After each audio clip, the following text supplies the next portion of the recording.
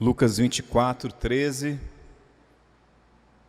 o Evangelho diz assim: Naquele mesmo dia, 2 discípulos caminhavam em direção à cidade de Emaús, a uns 10 quilômetros de Jerusalém. Eles conversavam a respeito de todas as coisas que aconteceram. No meio da conversa, Jesus apareceu e os acompanhou, mas não o reconheceram. Ele perguntou: o que vocês estavam discutindo tão compenetrados? Eles pararam cheios de tristeza, como se tivessem perdido o melhor amigo. Um deles, chamado Cleopas, respondeu: Você deve ser a única pessoa de Jerusalém que não sabe o que aconteceu nos últimos dias. Ele perguntou: E o que foi? Eles disseram: As coisas que aconteceram a Jesus, o Nazareno. Ele era um homem de Deus, um profeta, que falava e fazia como ninguém, era abençoado por Deus e amado pelo povo. Mas nossos líderes e principais sacerdotes o traíram, o sentenciaram à morte e o crucificaram. Tínhamos esperança de que ele fosse o libertador de Israel, mas hoje é o 3º dia desde que tudo aconteceu e algumas das mulheres do nosso grupo nos deixaram confusos. Hoje de manhã, bem cedo, elas estiveram no túmulo, não encontraram o corpo e voltaram com a história de terem visto anjos e que esses afirmaram que ele está vivo. Alguns dos nossos amigos foram ao túmulo para verificar e o encontraram vazio, como as mulheres disseram, mas não viram Jesus. Vocês não entendem, suspirou Jesus. Como demoram para crer? Por que não acreditam em tudo que os profetas disseram? Não percebem que tudo isso tinha de acontecer, que o Messias tinha de sofrer antes de entrar na glória? Então ele começou do princípio com os livros de Moisés e percorreu todos os profetas, explicando tudo que as Escrituras diziam a respeito dele. Quando chegaram à entrada da cidade de destino deles, Jesus fez como se fosse seguir adiante, mas eles insistiram: Fique e jante conosco, já é quase noite, o dia já se foi. Então ele foi com os 2, e foi isto que aconteceu. Ele se assentou à mesa com os 2, tomando o pão, ele o abençoou, partiu e deu a eles. Nesse momento, seus olhos se abriram e eles o reconheceram. Então ele desapareceu. Impressionados, comentavam: Não sentíamos um fogo enquanto ele conversava conosco no caminho, enquanto nos explicava as Escrituras? Vamos orar. Deus, nós precisamos da Tua graça nesse instante,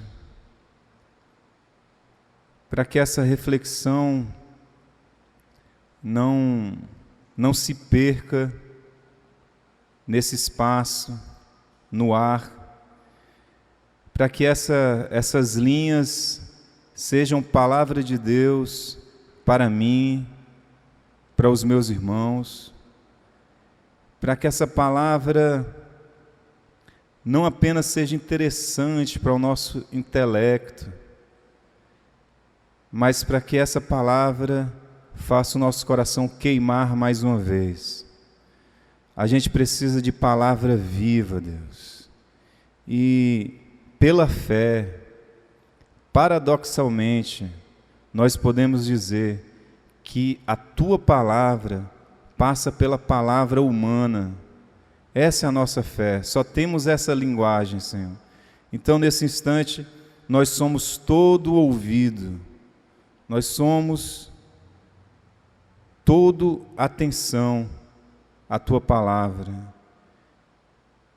Nesse tempo que a gente vive, é tão difícil manter-se concentrado, atento, porque os estímulos são muito coloridos, muito ruidosos, que é difícil a gente parar 30 minutos quietos para ouvir alguém e para meditar, para contemplar.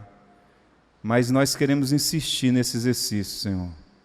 A gente quer ficar quieto nesse espaço, nessa cadeira, nesse lugar para ouvir a tua voz mais uma vez. Em nome de Jesus, amém. Onde Deus está?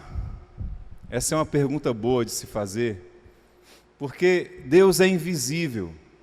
Onde é que Ele se encontra? E é a pergunta que muitos fazem ao atravessarem um tempo difícil. Cadê Deus nessa hora?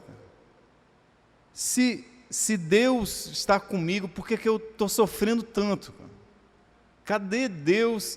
Não é possível que um servo de Deus, uma filha de Deus, sofra tanto. Cadê Deus? É uma pergunta comum na boca de gente, na boca de ser humano. É a pergunta na boca dos salmistas. Por exemplo, no Salmo 13. Até quando te esquecerás de mim, Senhor? Para sempre? Até quando esconderás de mim o teu rosto? É uma pergunta também feita na boca de Jesus. Na cruz, ele perguntou: Deus meu, por que me abandonaste? Essa é uma oração muito profunda. E é a nossa cara. Muitos esperam também uma aparição de Deus extraordinária, que seja definitiva e irrefutável. Quero me encontrar com Deus e aí eu vou crer para sempre. Alguns sentem falta de uma experiência emocionante, uma catarse, um êxtase. Sentir a presença de Deus. É isso a presença de Deus? Como é que se dá a experiência de Deus, que é mistério, que é espírito, que é invisível? Como é que se dá? Como é essa relação de uma mulher, de um homem com Deus, se a Bíblia nos ensina que ninguém jamais viu a Deus? A oração que Jesus nos ensinou diz: Pai nosso que estais no céu. Que céu é esse? Um lugar fora da terra, desse globo? Muitos pensam que sim, um lugar geográfico que onde Deus habita, onde Deus mora. Mas como experimentar alguém fora da terra, fora da conversa humana, que não tem parte com o mundo, com as coisas dos humanos? Além disso, se Deus está fora do mundo, Ele é menor. Ora, não existe lugar em que Deus não esteja. Ou melhor, não existe lugar que não esteja contido em Deus. Todas as coisas estão em Deus. Deus contém a todos e tudo. O salmista diz: a terra está cheia da sua glória. A nossa fé é que Deus está entre nós. Mas de que forma? Eu aprendi com um teólogo católico, Leonardo Boff, que Deus é transparente.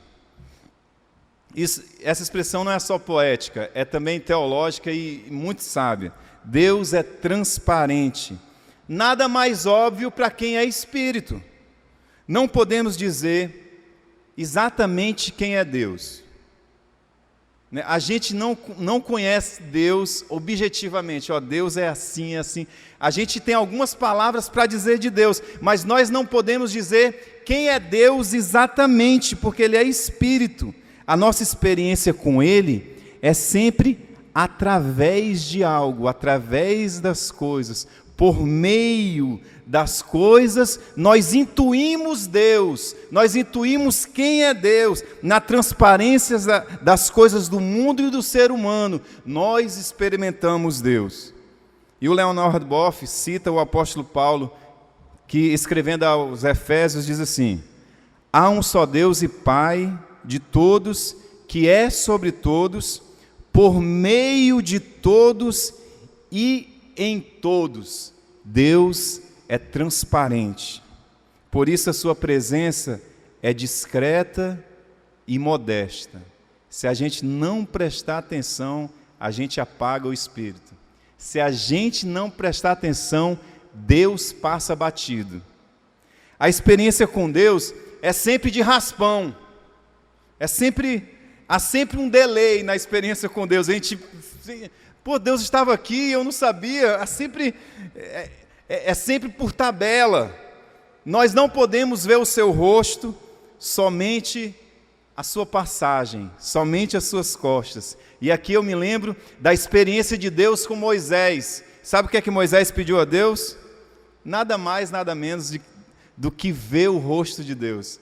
Deus, mostra o teu rosto, eu quero ver essa nossa mania, né, de classificar, de categorizar. Como é que é o Senhor mesmo? Deixa eu ver o teu rosto. Aí Deus dá uma colher de chá e diz assim: Moisés, vamos fazer o seguinte, isso você não pode ver. A minha totalidade não tem como você apreender. Então deixa eu fazer o seguinte, eu vou colocar você escondido naquela rocha. Olha como Deus é poético e amoroso. Eu vou colocar você escondido naquela rocha e colocar minha mão sobre você. Quando eu passar, aí eu tiro as mãos e você vai ver a minha bondade passando. A nossa experiência com Deus é sempre de raspão, é sempre. A gente não vê o rosto de Deus, a gente vê Deus passando, a gente vê Deus pelas costas. É uma metáfora poética para dizer que nós não podemos ver Deus em sua totalidade, mas somente seus vestígios, fachos da sua glória, rastros da sua presença. Em nossa experiência com Deus, há sempre esse déficit, esse delay, né? A gente, está aqui Deus, mas já não é mais. Está aqui Deus, mas já foi. Pô, Deus estava aqui, eu podia escrever sobre Ele, mas já passou, já foi. Às vezes, nós criamos paradigmas de como é a presença de Deus. E daí, quando Deus se revela diferente, a gente não reconhece, né? Porque a gente sempre aprendeu, não, Deus é assim, Deus se revela assim. E quando Ele se apresenta num local inusitado, de maneira diferente, a gente não admite. Fora da nossa religião, nem pensar. Fora do culto, como é que é isso? Né? A gente não admite, porque a gente está destreinado à presença transparente de Deus no mundo. O texto que a gente leu diz que Jesus apareceu aos discípulos de Emaús e os acompanhou, mas eles não o reconheceram. A história dos discípulos de Emaús é a minha história, é a sua história. Deus é um estranho companheiro, é um desconhecido íntimo, uma presença discreta. Márcio, muito complicado isso aí. Essa história de estranho companheiro, um íntimo desconhecido, presença discreta, transparência. Não dá para a gente cantar uma música aqui, levantar as mãos e sentir a presença de Deus, já é mais fácil, é simples. Queridos, só que eu quero ver com vocês essa noite, de que maneira Deus está presente no dia mau, quando a gente não tem força para louvar, quando a gente não tem nem condições de crer. Como é que Deus está presente? Quando alguém recebe um diagnóstico de uma doença terrível, cadê Deus? Como é que Ele está presente? Ele nos deu as costas por um instante, abandonou a gente por um instante. Como é a presença de Deus quando a tragédia bate a porta? Quando eu perco um ente querido, quando o casamento desmorona e os meus sonhos vão por água abaixo, quando as pessoas ao meu lado estão sofrendo, quando eu conheço o fracasso e a rejeição, e aí, como é que Deus está presente? Além do momento do culto, quando eu canto a música, és bem-vindo, Senhor, a tua presença é real, e eu sinto a conexão com Ele. É fácil sentir a presença de Deus aqui, não é verdade? Mas nesses dias, como é que Deus está presente? Primeiro, Deus está presente em nossas aflições como companhia solidária.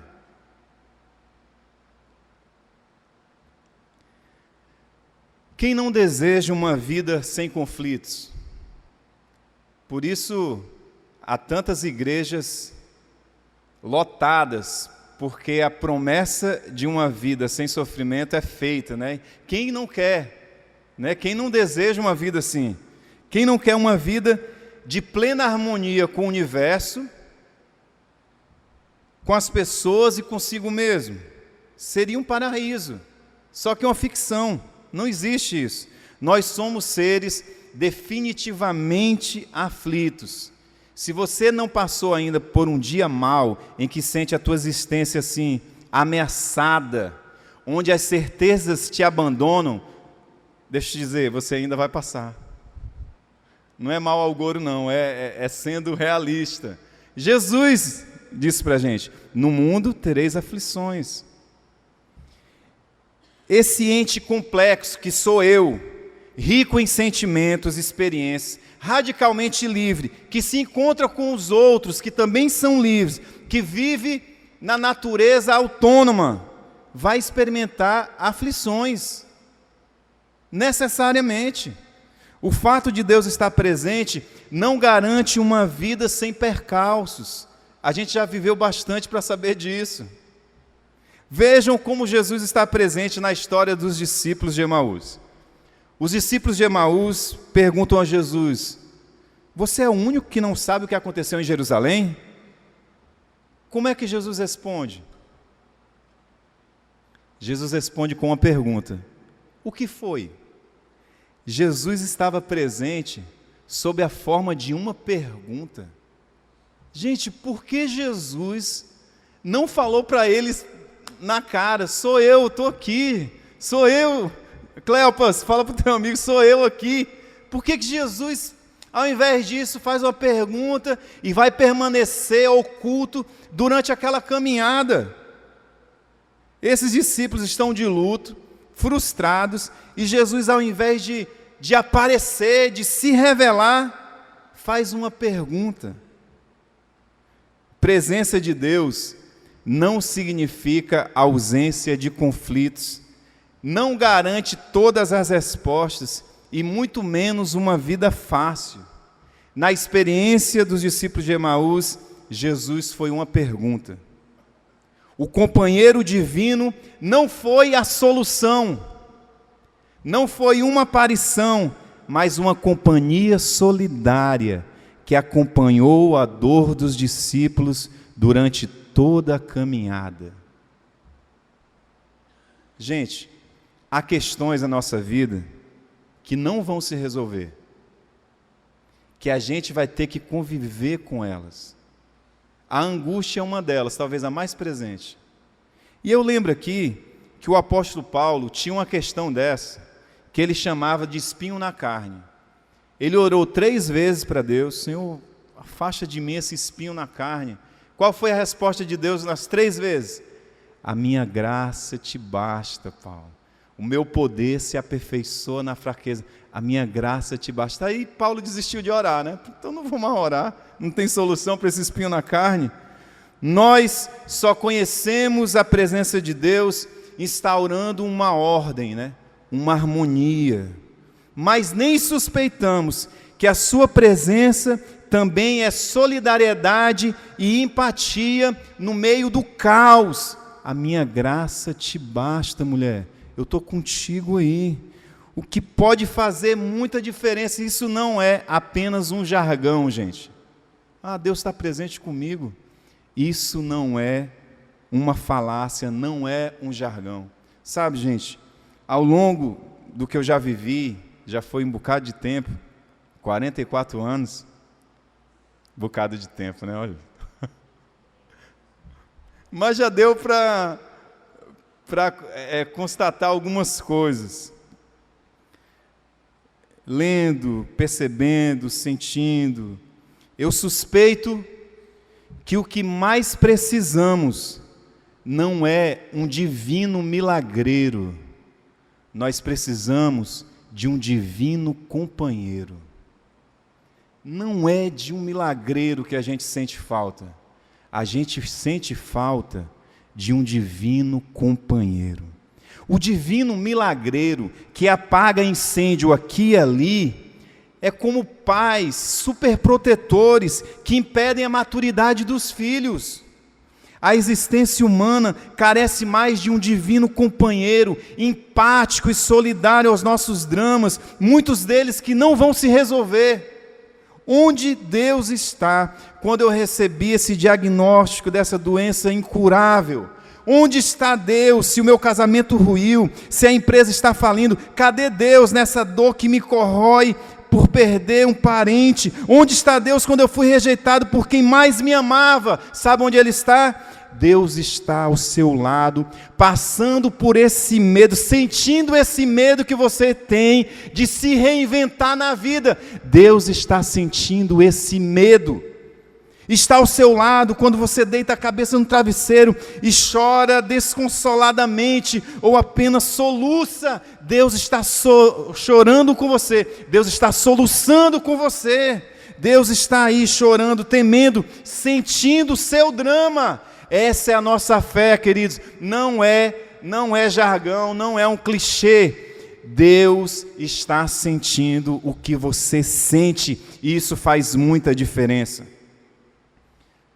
As nossas piores dores, nós vivemos em Deus e não a parte de Deus. O apóstolo Paulo, citando os poetas gregos, diz: em Deus nós vivemos, nos movemos e existimos. É em Deus que nós vivemos todos os nossos dramas. Ele conhece a sua dor, a sua depressão, a sua angústia, medo, vergonha, culpa, complexos, compulsões, distúrbios, desilusões, crise de fé. Deus é empatia. A promessa de Jesus, a que devemos nos apegar é: eu estou com vocês todos os dias, até o fim dos tempos. Essa é a nossa fé e confiança. Uma confiança que não é inabalável, que não espanta todos os medos, que não nos impede de acordar numa segunda-feira querendo chutar o balde. Uma confiança que não nos faz otimistas bobos, passando por angústia, não, vamos lá, vai dar certo. Não, que pode não resolver as questões, mas que segura o fio da existência, que está quase a romper. Essa consciência, essa fé pode segurar o fio da nossa existência, que está quase rompendo. No fundo, a gente confia que Deus nos sustenta.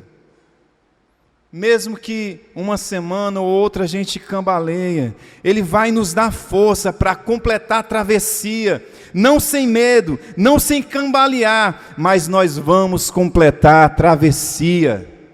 Você vai passar por essa dor, mulher. Você vai passar por essa dor, homem. E de maneira doce e honrosa, em nome de Jesus, você vai completar essa caminhada. Não sei como será o dia de amanhã, para mim e para você, ninguém sabe. Não sei se o seu quadro vai mudar para melhor, mas aconteça o que acontecer, Deus está. E com Ele, e por causa dEle, você pode caminhar mais alguns quilômetros. Segundo, como Deus está presente entre nós. Como essa transparência da presença de Deus. As coisas que me tornam mais sensível à vida é uma experiência divina. É Deus falando com a gente. A minha aposta, queridos, a minha fé, crença, é que aquilo ou aquele que toca as minhas verdades mais interiores é Deus escondido. É divino. Tocou na minha verdade, que mexeu comigo, foi Deus. Aquilo que conversa com as partes mais íntimas do meu ser é Deus oculto e transparente, mesmo que eu não saiba. É divino, mesmo que não esteja num ambiente religioso. Eu chamo de Deus essa energia, essa fogueira, essa pulsão para a vida, é divino. É o que eu vejo aqui. Os discípulos de Emaús não reconheceram Jesus no caminho, mas ambos, no final da história, você deve se lembrar, foram testemunhas de uma ardência no coração. Não foi assim que um disse para o outro? E disseram um para o outro: porventura não ardia em nós o nosso coração quando pelo caminho nos falava e quando nos abria as Escrituras.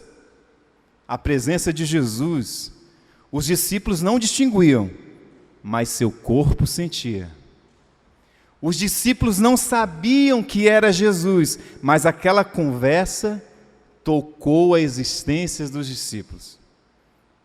Muitos crentes, por elegerem um espaço e um dia para o encontro com Deus, deixam de experimentá-lo na segunda, na terça-feira.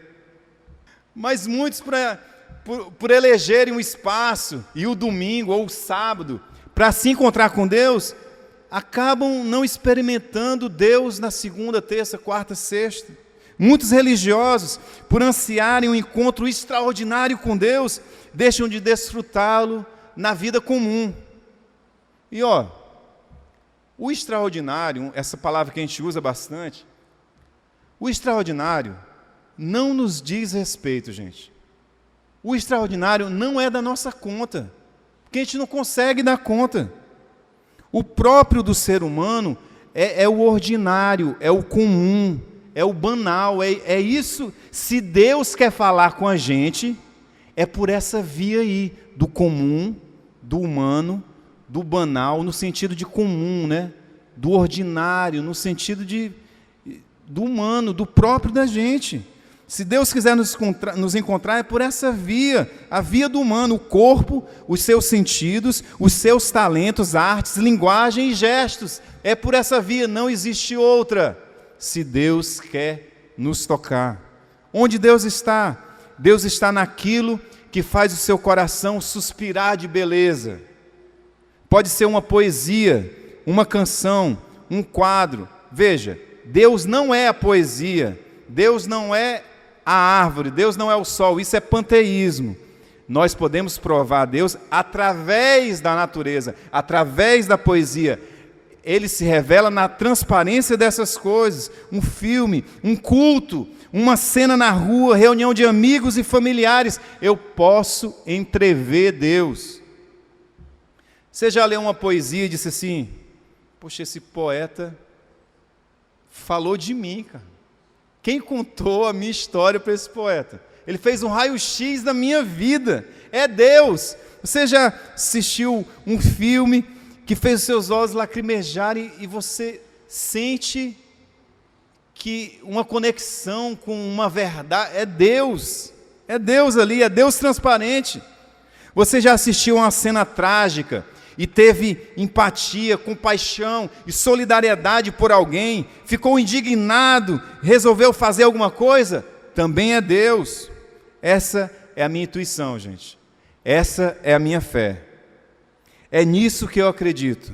Eu não sei quem Deus é completamente, seu rosto eu nunca vi, jamais ouvi uma voz audível de Deus, jamais. E olha que alguns amigos diziam isso e eu morria de inveja. Na Bethesda do José Walter, né, tinha uns crentes lá muito fervorosos, e em outras igrejas, porque eu passei, volta e meia eu ouvi a voz de Deus audível. Como é que é isso? Eu sou muito pecador porque eu não consigo ouvir essa voz, cara. Deus não fala comigo. Quanto que eu tenho que jejuar, quanto que eu tenho que orar para ouvir essa voz? Nunca. Se eu experimento Deus, é pela via das coisas que me humanizam, é pela via do corpo, gente, é pela via do Deus encarnado, Jesus de Nazaré, que se fez gente, que foi corpo, e que por ser o mais humano, foi o mais divino. Eu só acredito em um Deus que me toca a pele. Eu só acredito num Deus que toca a minha existência. Deus eu vejo através das coisas que me humanizam. O que nos aproxima mais de Deus é o mais humano. Deus está aí, transparente. Uma pregação em uma igreja não me aproxima mais de Deus pelo seu traquejo, pelo seu linguajar ou referências bíblicas, mas se essa pregação me torna mais sensível, aí essa pregação é divina. Uma canção de louvor na igreja me toca, não por ser ungida ou gospel, mas porque, e se aguça os meus sentidos.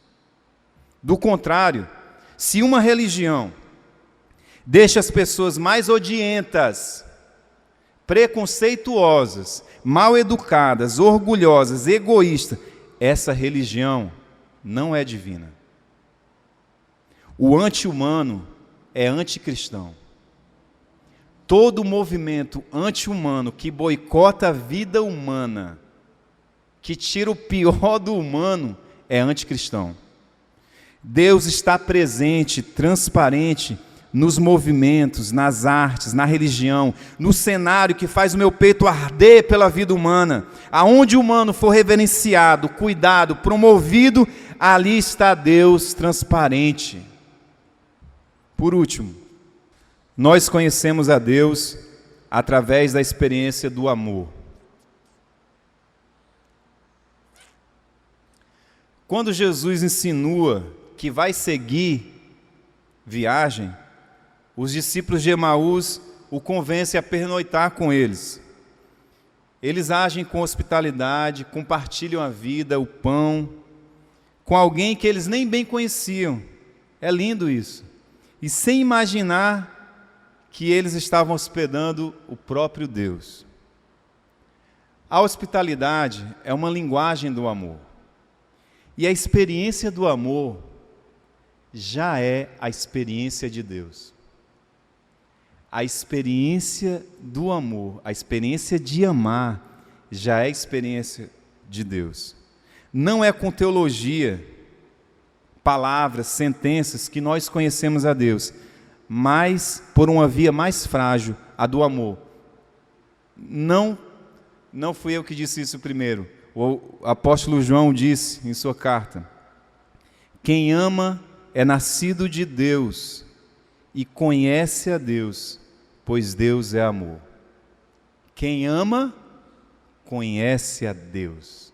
Nós conhecemos a Deus pela via do amor.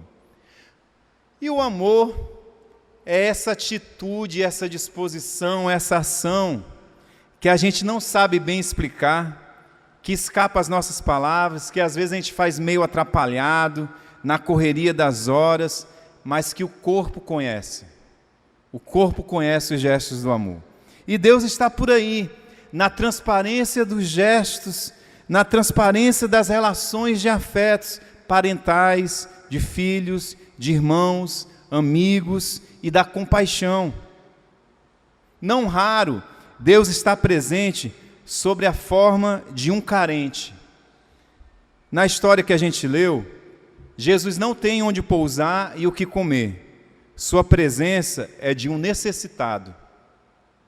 Quando os discípulos de Emaús acolhem a Jesus, eles experimentam sua presença mais linda ao redor da mesa.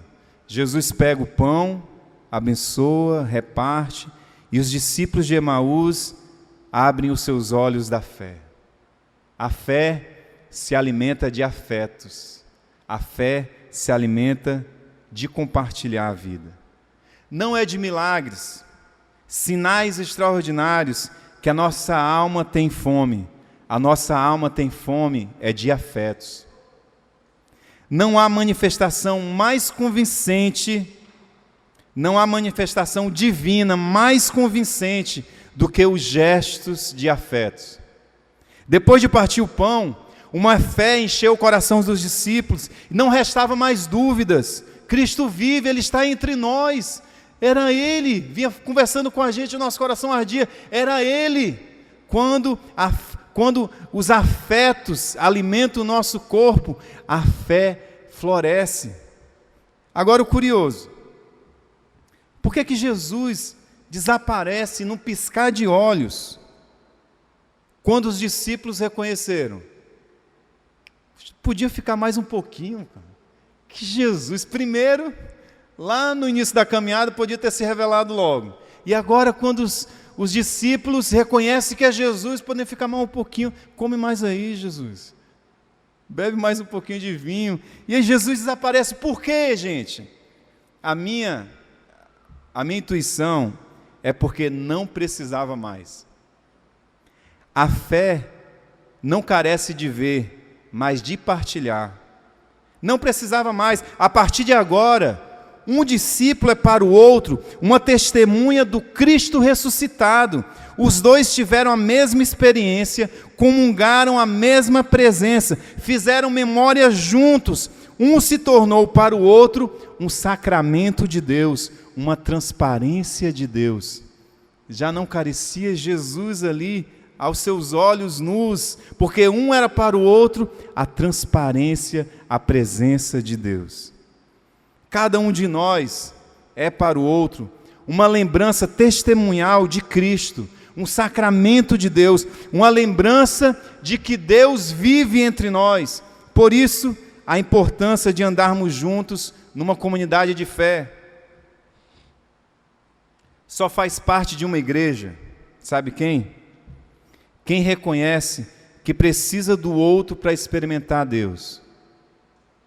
Só tá nesse movimento aqui de igreja institucional quem reconhece que precisa do outro para experimentar Deus. Quem é humilde para reconhecer que sozinho não se basta. Só está dentro da igreja quem reconhece que não consegue dar conta de tantas questões sozinho, quem enxerga nas amizades a maneira mais doce de Deus se revelar. Só não desiste da igreja aquele que sabe que sozinho acaba esfriando a presença de Deus. A gente precisa uns dos outros. A igreja é a chance que eu tenho para aquecer meu coração mais uma vez. A igreja refresca minha memória para os evangelhos, para a história de Jesus. A igreja é o lugar onde eu insisto viver em nome do amor, da compaixão, da solidariedade, da gentileza. Por isso eu preciso da igreja, eu preciso de vocês. No filme Na Natureza Selvagem, eu aprendi uma frase muito sábia, que diz assim: a felicidade só é real quando compartilhada. E aí, parafraseando, eu diria o seguinte: que Deus só é experimentado quando compartilhado.